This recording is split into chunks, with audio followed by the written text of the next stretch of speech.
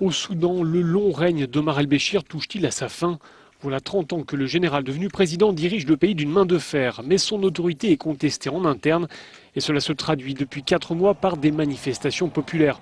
Au départ, il n'était que quelques centaines à défiler dans les rues. Depuis, la foule n'a cessé de grossir.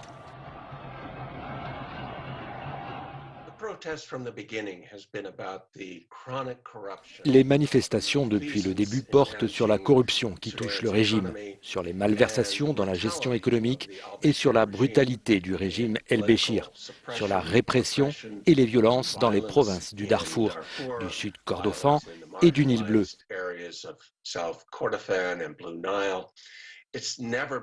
La contestation ne se limite pas aux questions économiques, elle vise un régime tyrannique que les Soudanais cherchent désespérément à renverser.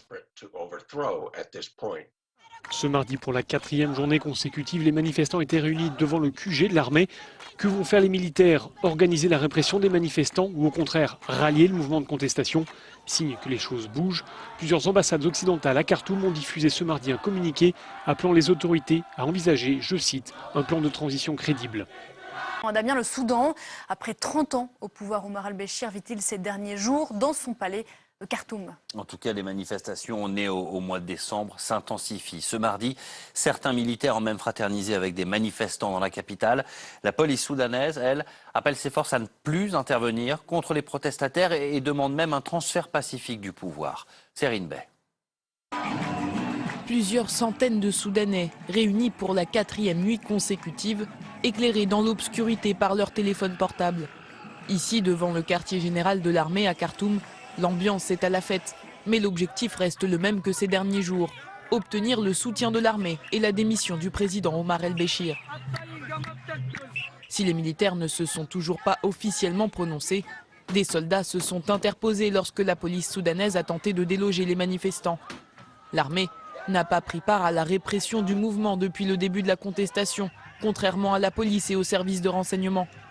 La police qui, pour la première fois ce mardi, a déclaré vouloir parvenir à un accord qui soutiendrait un transfert pacifique du pouvoir. Elle a ensuite appelé ses agents à ne pas intervenir contre les Soudanais hostiles au président. Ce mouvement a commencé en décembre, lorsque le gouvernement a annoncé sa décision de tripler le prix du pain. Des revendications sociales qui se transforment en mouvement anti-El-Béchir. En février, le chef de l'État instaure l'état d'urgence dans tout le pays, refusant toujours de quitter le pouvoir. Peu à peu, la mobilisation faiblit. Mais samedi 6 avril, 34 ans après la révolte qui avait permis de renverser le président Jafar al-Nimeiri, les manifestants investissent à nouveau les rues du pays pour crier leur mécontentement et demander le départ d'Omar el-Béchir.